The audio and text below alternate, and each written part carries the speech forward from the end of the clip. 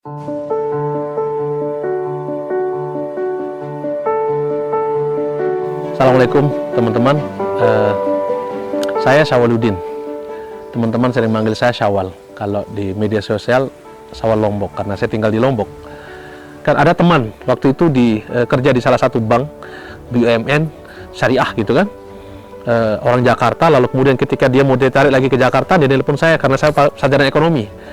Salah satu mimpi saya jadi pegawai bank juga kan ya, sarjana ekonomi. Dia telepon saya, "Bang, saya mau pindah ke Jakarta. Saya rekomendasikan abang gantikan saya." Bawa CV ya, datang saya ke bank tersebut. Satu kan yang dicari, dan satu yang dipanggilin saya. Datang ke sana, saya dicuekin. Saya merasa ditolak. Saya datang ke ruangan itu, dicuekin saya, kan malu saya. Langsung saya pamit, "Assalamualaikum Pak," kalau begitu saya keluar. Di situ ide saya, saat saya merasa agak sedih, kesal, tidak diterima gitu ya, merasa dicuekin, sudah sangat berharap gitu kan, dasi pun kita pinjam gitu, sepatu kita pinjam karena udah lama tidak pakai sepatu kan. Tapi setelah itu baru kemudian saya berpikir, ya untuk menenangkan diri gitu, saya tunjuk pelangnya. Saya tidak mau jadi karyawan bank. Saya satu saat jadi direktur bank. Pulang saya, tidak pulang ke rumah, saya pulang ke masjid. Malu ditanya sama istri nanti kan. Setelah sepakat kita mau mendirikan bank sampah, tapi tidak serta-merta langsung jalan. Kita berpikir, kita harus pikirkan. Kita mikirkan, jangan-jangan istri kita nanti malu. Bukan hanya istri, mertua nanti bagaimana, yuk.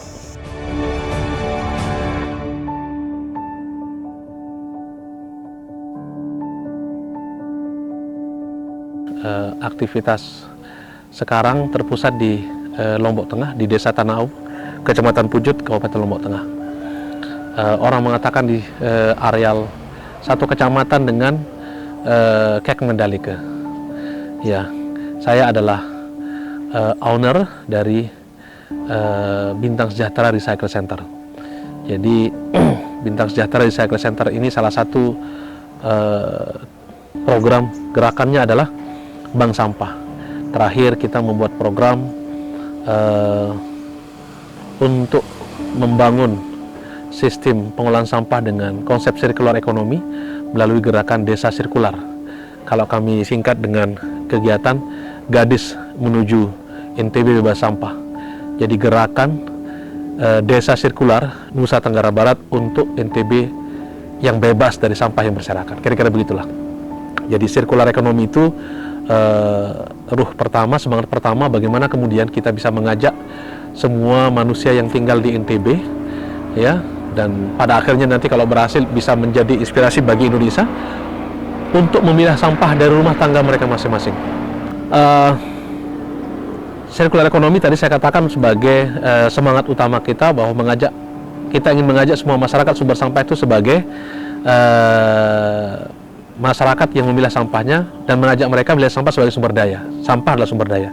Kami mulai bank sampah Bintang Sejahtera pertama dulunya, sebelum menjadi Bintang Sejahtera Recycle Center. Jadi saya terinspirasi memang dari orang tua saya.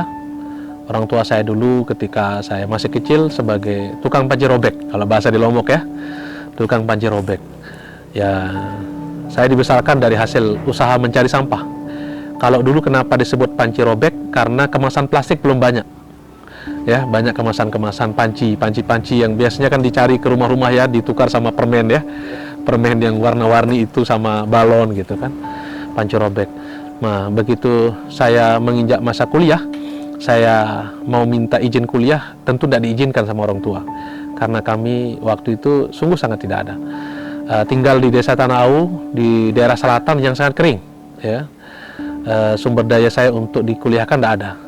Tapi qadarullah, karena mimpi dan keinginan ingin sekolah, saya mencoba minta izin untuk datang sendiri ke Mataram, daftar sendiri dengan hasil dari ngajar pada waktu itu, dan alhamdulillah saya diterima. Diterima pun itu dramanya luar biasa. Tidak berani pulang karena diterima kuliah di Unram. Tidak berani pulang, tapi akhirnya orang tua memahami dan mengerti. Saya berjanji waktu itu untuk berangkat kuliah tidak bawa beras dari rumah. Satu saat saya bawa beras pulang ke rumah ini, karena kami juga tidak ada beras waktu itu. Singkat cerita, saya kuliah semester 1-2, alhamdulillah dapat beasiswa. Semester 1 dan 2, 1 tahun pertama. Semester ketiga, Sementara kedua itu saya sudah mulai berpikir apa yang bisa saya lakukan, karena tidak mungkin saya minta uang ke orang tua, tidak mungkin saya bisa minta uang ke orang tua karena tidak ada. Ya, adik saya juga masih banyak yang tidak sekolah kan. Makanya karena saya diizin kuliah waktu itu, adik saya perempuan tidak disekolahkan. Saya berjanji sama dia, saya berhutang budi sama dia, satu saat nanti kalau saya berhasil saya sekolahkan dia. Qadarullah, waktu itu saya punya dikasih ide ya, mendapatkan ide. Orang tua saya kan bisa mengumpulkan sampah, dijual dan bisa mendapatkan uang ekonomi. Saya kan masih muda, tenaga saya tentu masih masih bagus ya, masih kuat lah gitu. Dan saya sekolah juga lebih tinggi daripada orang tua saya. Masa saya kalah sama orang tua saya? Sampah yang bapak saya cari, ya keliling di Mataram, saya juga bisa temukan di Mataram. So saya berpikir untuk mengumpulkan sampah. Tahun kedua belum begitu pede gitu ya, tapi ide ini sudah mulai membara, dan tahun ketiga itu saya tinggal di asrama Undram. Saya sudah mulai mengumpulkan sampah di asrama Undram. Saya tinggal satu-satunya ruang kamar asrama Undram yang dijadikan sebagai tempat mengumpulkan sampah bekas kertas teman-teman sepenghuni asrama. Saya jadi pengepul di sana. Tapi alhamdulillah, walaupun jadi kamar pengepul tapi subur juga dia kan, banyak dapat. Ya alhamdulillah. Singkat cerita, saya mulai mengumpulkan sampah itu sejak dari kampus, lalu kemudian teman-teman menganggap saya sebagai pengusaha mahasiswa gila gitu ya. Tapi ya saya bisa dikatakan sebagian biaya kuliah saya juga dibantu dari itu. Saya dapat jual kertas waktu itu, bisa sekali jual dapat 200-400 gitu ya, tergantung banyaknya kertas saya dapat. Kertas waktu itu cuma kertas saya kumpulkan, dan alhamdulillah SPP saya 1 semester waktu itu cuma 285.000. Ya bisa langganan koran saya bisa langganan koran, baca koran, dapat informasi 5 koran saya langganan, satu-satunya kamar asrama yang langganan sendiri gitu kan. Ya alhamdulillah dapat dari situ. Nah singkat cerita teman-teman, lulus kuliah saya menikah, saya sempat kerja. Kan tidak enak juga kalau lulus kuliah Fakultas Ekonomi lalu kemudian saya harus jadi pemulung. Tapi ide bisnis itu masih tersimpan di saya. Saya ngelamar kerja, saya sempat jadi trainer untuk home industry, salah satu perusahaan teman di Mataram. Saya diajak bergabung dan saya bekerja di situ. Setelah itu saya ketemu sama istri. Ketika ketemu sama istri saya kebetulan juga bergaji luar biasa menurut saya waktu itu kan. Saat itu tahun 2009 gajinya dia sudah 8 jutaan kan kita agak keder juga ini. Tapi kemudian saya sempat diajak menjadi staf ahli DPR provinsi. Ya, adalah sedikit ngimbangi kan. Bisa lah. Tetapi setahun berjalan kita beraktivitas, saya sering pulang ke rumah, saya masih teringat janji saya sama saudara perempuan saya, adik-adik saya juga masih banyak yang belum sekolah gitu kan. Apa yang bisa saya lakukan? Kalau mengandalkan gaji untuk membangun hidup kami berdua saja, kayaknya jauh perjalanan kita. Saya mulai bimbang, risau, berpikir gitu kan, saya harus bagaimana gitu kan. Saya harus bisa berterima kasih. Minimal saya harus bisa memberikan sesuatu untuk orang tua saya. Jadi ketika saya pulang ke sini ke orang tua, saya ngekos di Mataram kan sama istri. Ketika saya mau ngasih orang tua, kadang di situ saya sedih. Saya harus ngasih tahu istri kan, Dek, kita kasih ibu ya, kasih inak ya, kita kasih ama ya, bapak ya. Kasih aja untuk orang tua katanya. Tapi kan kita harus izin kan. Begitu pula istri saya, walaupun itu uangnya dia kan, gajinya dia, ketika kan kita mau sepakat ini bangun rumah tangga. Ketika pulang ke sana, Kak, adik mau kasih mama. Iya kasih aja kan, kalau orang tua tidak boleh, tidak perlu izin kalau orang tua untuk kebaikan. Tapi kan di situ saya berpikir, ya Allah, kapan saya bisa berbuat lebih. Saya sempat ngelamar di bank ya kan, walaupun itu ditolak gitu kan.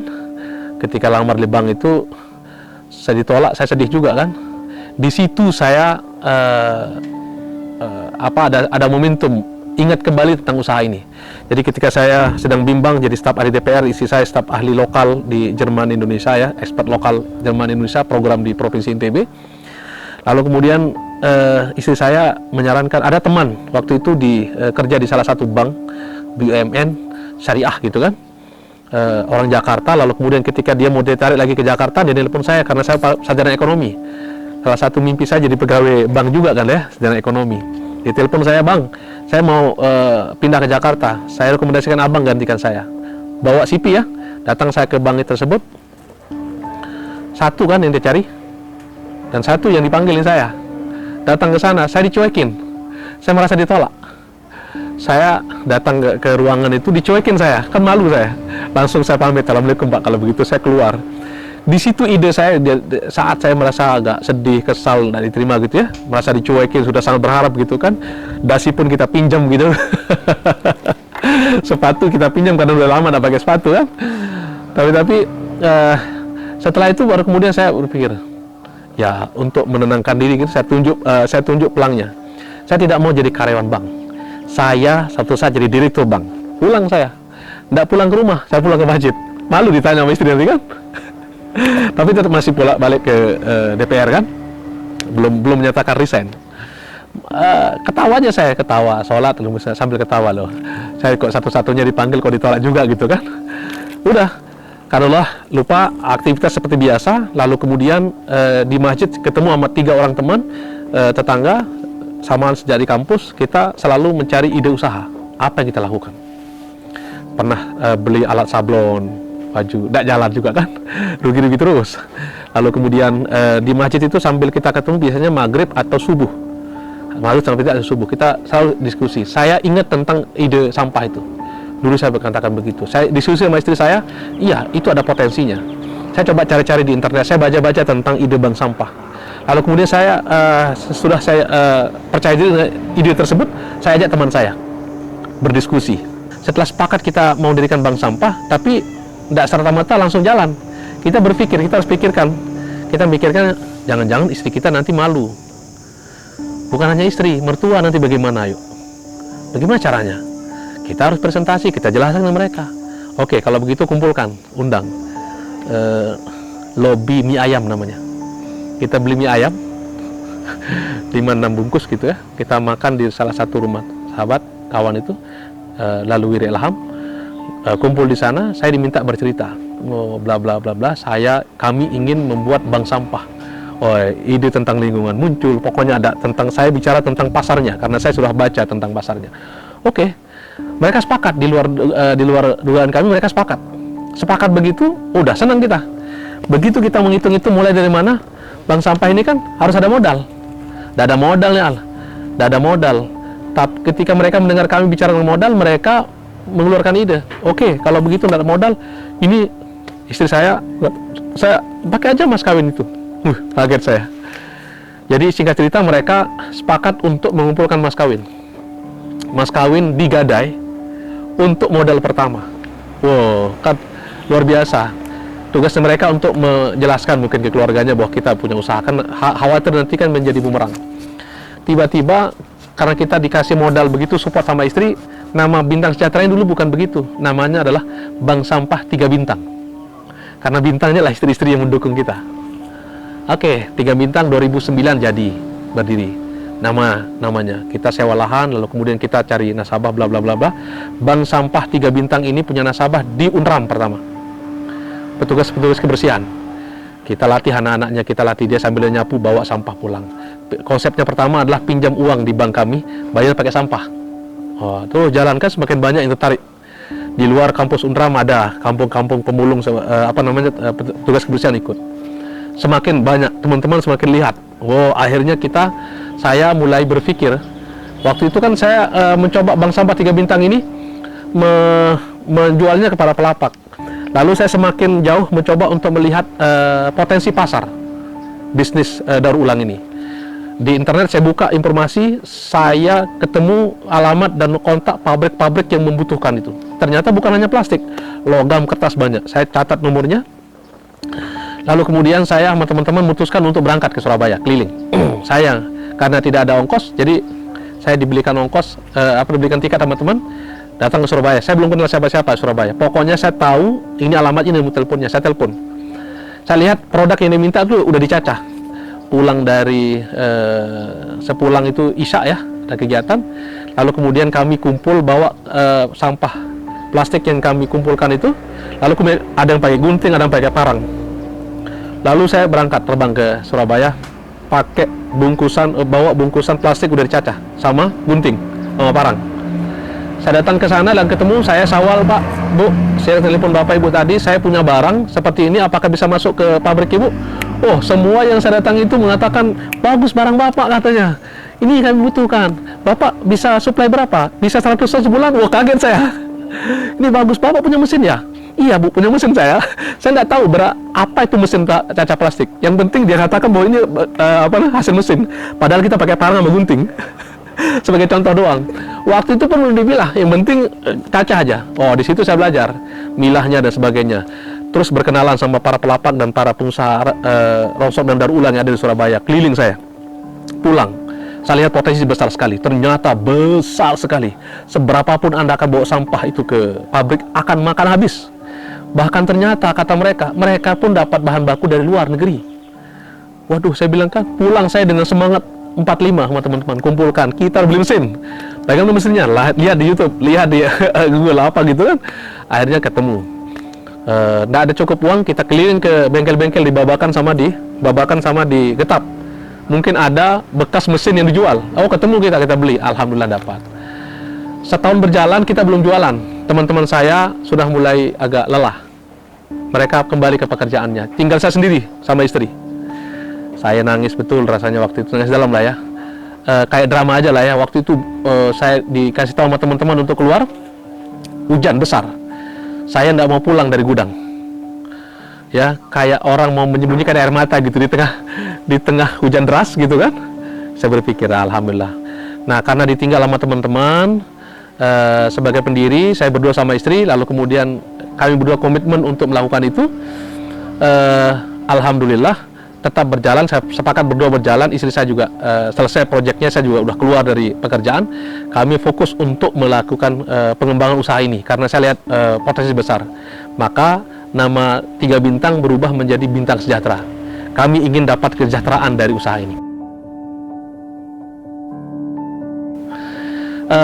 Yang saya heran dulu, yang buat saya agak bangga dan kemudian merasa bersyukur ya, Pak, saya yakin betul potensinya ada.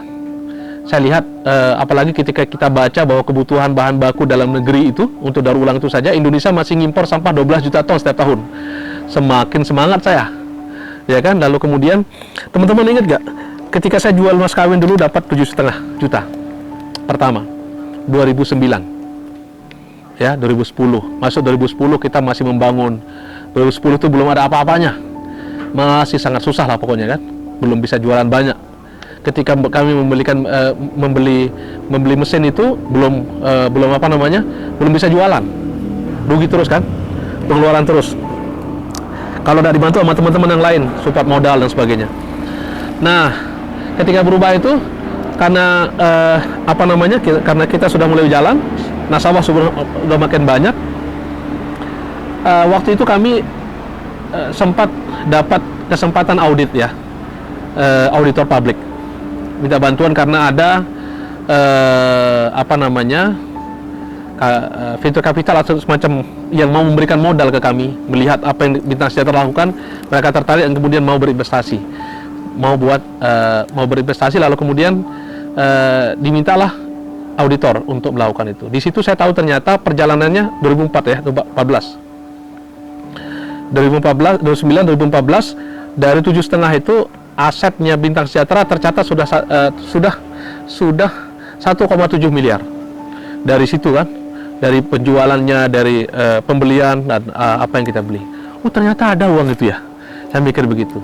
Dan qadarullah setelah itu kami pernah pindah dari Mataram. Dulu kantor pertama kami di Mataram, karena kena gusur, saya tidak bisa sewa lahan, pindah ke halaman belakang orang tua saya di tempat ini, Lombok Tengah.